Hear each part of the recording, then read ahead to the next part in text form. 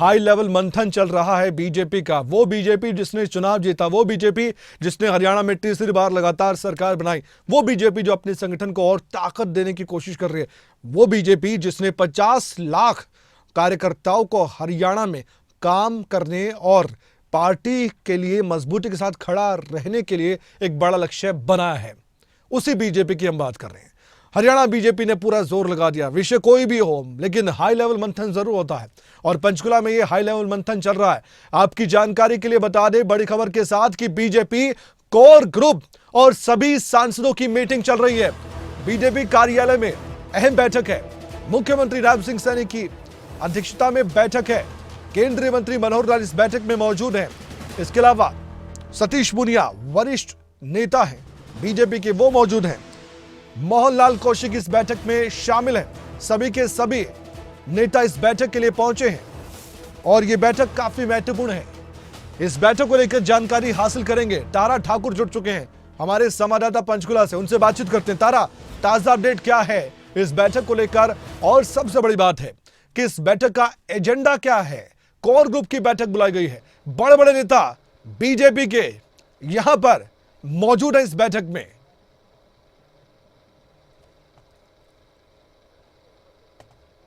जी बिल्कुल कमल, देखिए भारतीय जनता पार्टी के द्वारा कल से और आज लगातार जो है बैठकों का दौर जारी है और भारतीय जनता पार्टी के द्वारा जो है महामंथन जो है किया जा रहा है। कहीं ना कहीं जो आगामी दिनों में हरियाणा में नगर निगम और निकाय के जो चुनाव होने जाने हैं उसको लेकर भारतीय जनता पार्टी के द्वारा कल भी जो है 4 बैठकें की गई, जिसकी अध्यक्षता प्रदेश अध्यक्ष मोहनलाल कौशिक ने की और इसके अलावा कई और बड़े नेता यहाँ पर मौजूद थे। और अब द्वारा से जो बैठक यहाँ पर रखी गई है, जिसमें कोर ग्रुप के जो सदस्य हैं, सांसद हैं, चाहे वो राज्यसभा सांसद हो, सभी लोग यहाँ पर पहुंचे हैं। मुख्यमंत्री नायब सिंह सैनी और प्रदेश अध्यक्ष मोहनलाल कौशिक और जो प्रभारी हैं सतीश पूनिया और कई बड़े नेता जो है यहाँ पर पहुंचे हैं। और कुछ देर पहले ही बैठक जो शुरू हुई है, साथ साथ जो सदस्यता अभियान इनके द्वारा शुरू किया गया है 30 तारीख तक जो चलेगा, उसको लेकर एक टारगेट सभी नेताओं के लिए, सभी विधायकों के लिए फिक्स किया गया है। कल भी जो बैठकें हुई थी उसमें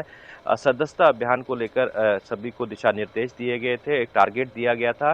भारतीय जनता पार्टी का टारगेट है कि इस बार जो है सदस्यता अभियान के तहत करीब 50 लाख लोगों को जो है भारतीय जनता पार्टी का सदस्य बनाया जाए। इसके अलावा निकाय चुनाव की जो तैयारियां हैं उसको लेकर किस तरह से रोड मैप तैयार किया जाए, किस तरह से जनता के बीच जाकर जो है हरियाणा में तो भारतीय जनता पार्टी ने हैट्रिक मारी है, इसी तरह से नगर निगम और निकाय के जो चुनाव है उसमें भी जो है भारतीय जनता पार्टी अपनी जीत हासिल करे, उसको लेकर सभी जो संगठन है, जो समितियां हैं, जो नेताओं के साथ बैठक की जा रही है।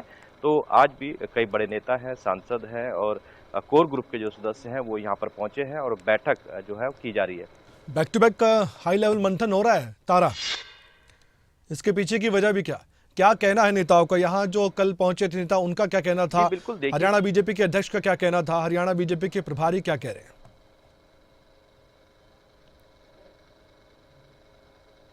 जी बिल्कुल, देखिए जिस प्रकार से भारतीय जनता पार्टी ने हरियाणा में तीसरी बार भारतीय जनता पार्टी की सरकार बनाने में सफलता हासिल की है, उसी तरह से लगातार जनता के बीच जाकर किन किन मुद्दों को लेकर जो है चुनाव जो विधानसभा का लड़ा गया था उसमें क्या कमियां रही, किस तरह से जनता के बीच जाकर उनके कामों को किया जा सकता है और कैसे संगठन को मजबूत किया जा सकता है, इन सभी पहलुओं पर जो है चर्चा की गई है। और साथ ही सदस्यता अभियान मुहिम को तेज करने के लिए भी खास बात जो प्रदेश अध्यक्ष मोहनलाल कौशिक ने कहा है कि सदस्यता अभियान एक बड़े लेवल पर चल रहा है और सभी जो नेता हैं इसमें लगे हुए हैं। 50 लाख का जो टारगेट है वो अचीव करना है और कहीं ना कहीं जो आगामी दिनों में नगर निगम और निकाय के जो चुनाव हैं उनको लेकर भी आगे की जो रूपरेखा है वो तैयार की जाएगी, ताकि जो शहर की सरकार है उसमें भी भारतीय जनता पार्टी जीत हासिल कर सके और अपना जो एजेंडा है, जो विकास का मुद्दा है वो जनता तक ले जा सके। तारा, आप हरियाणा की राजनीति को बहुत अच्छे से समझते हैं, हालांकि यहाँ पर कांग्रेस का जिक्र नहीं करना चाहिए क्योंकि ये जो बैठक है वो बीजेपी की है,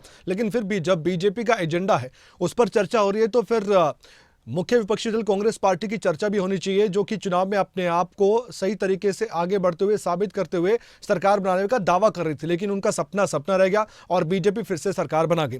बीजेपी जीत हासिल करने के बावजूद भी यहां पर तारा संगठन को ताकत दे रही है, संगठन को मजबूत कर रही है। हम तस्वीरें भी दिखा रहे हैं और साथ ही सदस्यता अभियान के जरिए 50 लाख कार्यकर्ता बनाने का लक्ष्य है। इधर कांग्रेस पार्टी का संगठन तक नहीं बना और ये तंज कसे जाते हैं बीजेपी नेताओं की तरफ से। इसे आप किस तरह से देखते हैं तारा? मैं इन तस्वीरों के साथ साथ आपसे पूछना चाहता हूं।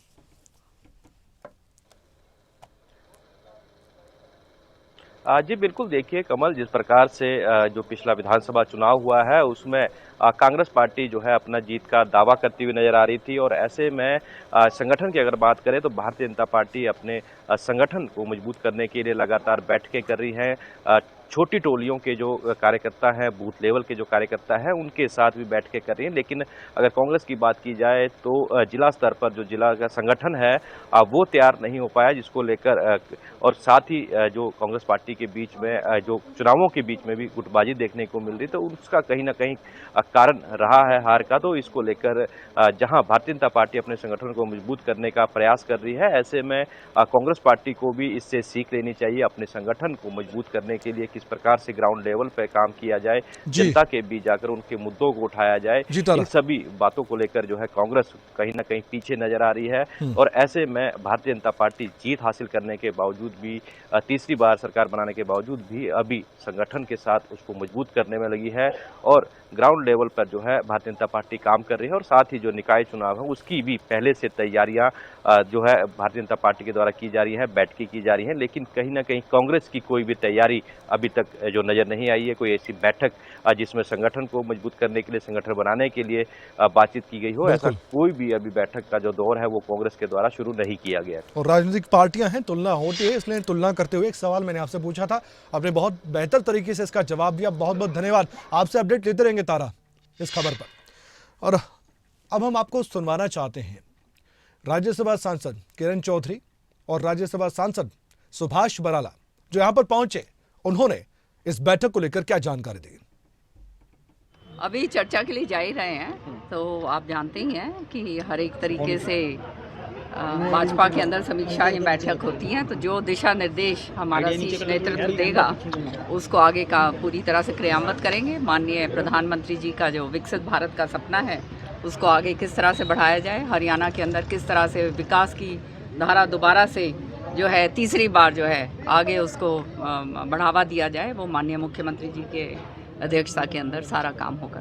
मैम, कहा जा रहा है कि निकाय चुनाव को लेकर भी सांसदों की ड्यूटी लगाई जाएगी। अब जो भी ड्यूटीज लगाएंगे वो पूरी करेंगे हम। सदस्यता अभियान भी चल रहा है मैडम, 10 लाख सदस्य बन चुके हैं, 50 लाख का लक्ष्य रखा गया है। बीजेपी पूरे विश्व की सबसे बड़ी पार्टी है, ये हमारे लिए बहुत गर्व की बात है। और जिस तरह से सदस्यता अभियान अब चल रहा है, जो टारगेट्स हमारे को दिए गए हैं, मेरे ख्याल में हरियाणा उन टारगेटों से बहुत आगे तक निकलेगा। देखिए, अभी क्योंकि ये कोर ग्रुप की बैठक है, इसमें कोई तय एजेंडा कोई ऐसा मुझे नहीं लगता कोई होगा। बाकी तो प्रदेश अध्यक्ष और प्रभारी जी विषय को रखेंगे, लेकिन आमतौर पे जो कोर ग्रुप की बैठक में होता है, समसामयिक विषयों के ऊपर चर्चा होती है और उन्हीं विषयों के ऊपर चर्चा मुझे लगता है आज की इस बैठक में होगी। बाकी बैठक के बाद आप सब लोगों के सामने विषय आएगा।